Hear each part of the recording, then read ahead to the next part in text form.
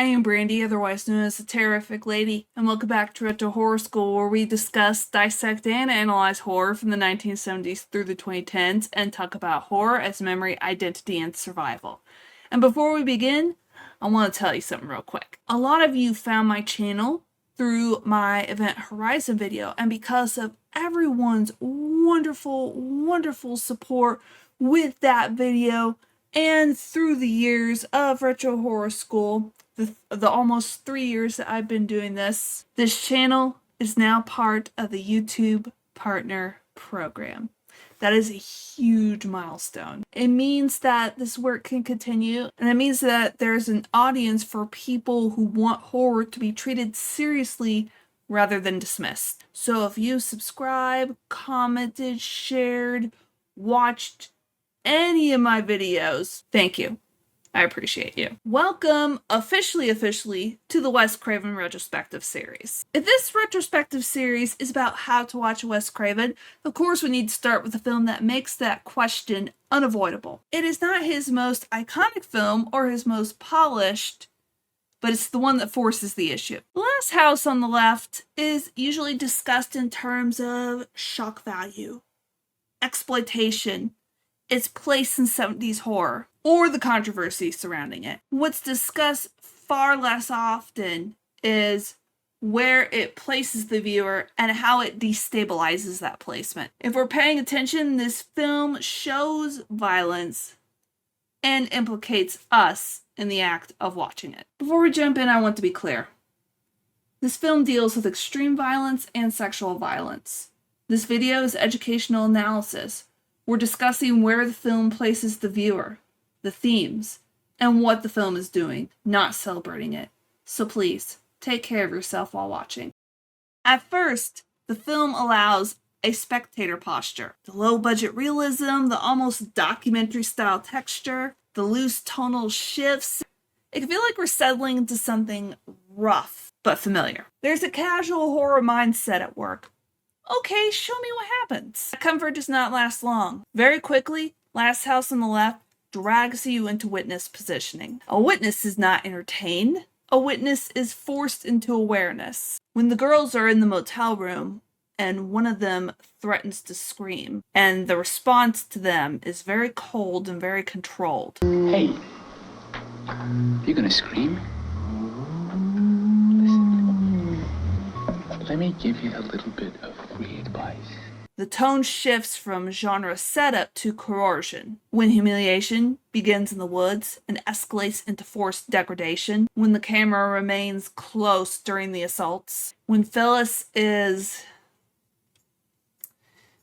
murdered. Up close and personal and without aesthetic distance. The film refuses the release valves that horror typically provides. There's no stylized flourish to soften it, no fast cutaways to protect you, no heroic framing to assure you that justice is imminent. There is simple proximity. You hear it, you see it, you stay. Critic Scott Tobias described the film as having so little distance between the audience and the raw emotion on screen that it feels tactile. Tactile implies contact. The film does not allow you to hover above it. It presses you into it. But it does not leave you safely in witness mode. Because when the camera lingers, when Krug taunts a dead body, when humiliation is prolonged, when violence is shown without any cutaway, you are forced to confront something uncomfortable. Am I watching this because the film is forcing me to witness this? Or because some part of me is still looking? That is where the film flirts with voyeurism. Not necessarily pleasure, but awareness of the act of looking. Even disgust as to what is going on in front of your eyes doesn't erase the fact that you're present. There's also a quieter implication of complicity. Not moral equivalence with the villains, definitely not, but participation in the act of consumption. You bought a ticket, you sat down, you stay. This film destabilizes the innocence of spectatorship. Spectator is the position that the film punishes you for trying to stay in. Because this movie does not want you to be entertained. It wants you to be unsettled strictly from the act of watching it. The destabilization deepens in the revenge sequence. On paper, Revenge should be cathartic, because evil is punished, order is restored. But here, the camera remains intimate and unglamorous. Watching the father select a weapon, watching the mother carry out her retaliation, watching the final confrontation unfold, and unfold without triumphant framing.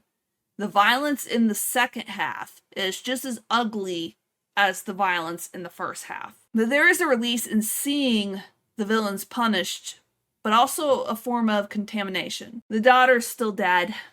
The parents are not morally untouched. Even Junior's trajectory, pressured, unstable, forced to shoot himself, underscores the corrosion rather than the pure restoration of order. Wes Craven himself spoke about how Westerns glamorized vigilante violence and misrepresented death, especially in the wake of Vietnam, where violence was real and pervasive. This film feels like a refusal of that glamorization. Revenge here is not some kind of heroic spectacle, but desperate and staining. The film denies a clean moral clarity. The good people commit very violent acts.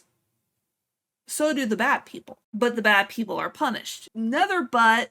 Nothing is restored to innocence. That denial is part of the confrontation. Watching stops being passive because you're no longer observing a story purely about violence. You are watching violence replicate itself and you are implicated in its consumption. What becomes revealing is what happens in conversations surrounding the film. Watch the language used. It was the 70s. It's of its time. It's exploitation. It's social commentary. Yes, the film is important, but some critics dismiss the film as rude, misogynistic, and wallowing in cruelty. Others praise it as a raw, unsettling reflection of a society in pure moral collapse. Some accused it of celebrating violence against women. Others defended it as a confrontation of desensitization and sanitized media brutality. And those responses are not meaningless. Context matters. Commentary matters. But sometimes the labeling itself functions as a kind of insulation. It allows us to feel that we have resolved the comfort by categorizing it. And we know this as horror fans. Horror fans all the time are told that watching violent horror means that you enjoy the violence. That accusation can create defensiveness, and defensiveness can create justification. We historicize it, we soften it, we intellectualize it. Understanding that the film reflects its era does not erase how it makes you feel. Calling it commentary does not dissolve the tactile quality of watching humiliation and murder up close. Sometimes the discomfort that people are managing is the awareness of having witnessed it. The film also dismantles the illusion of safety. Home is not safe.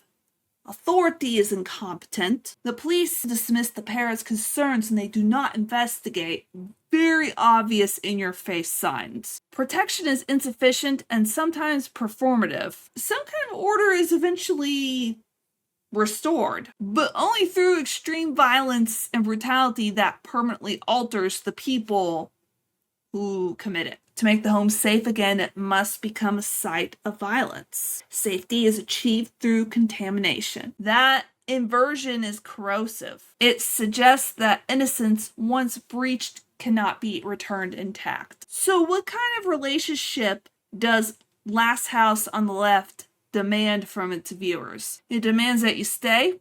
It demands that you witness. It demands that you lose clean distance. It makes watching the problem. And if that unsettles you, then you are exactly where the film wants you to be. Next week, we stay of that collapse of safety, but we shift from raw confrontation to something a little bit more controlled. We're going inside the house itself to examine what happens when power is built into the walls and ownership itself becomes a weapon. As always, thank you for being here. Class is dismissed for now.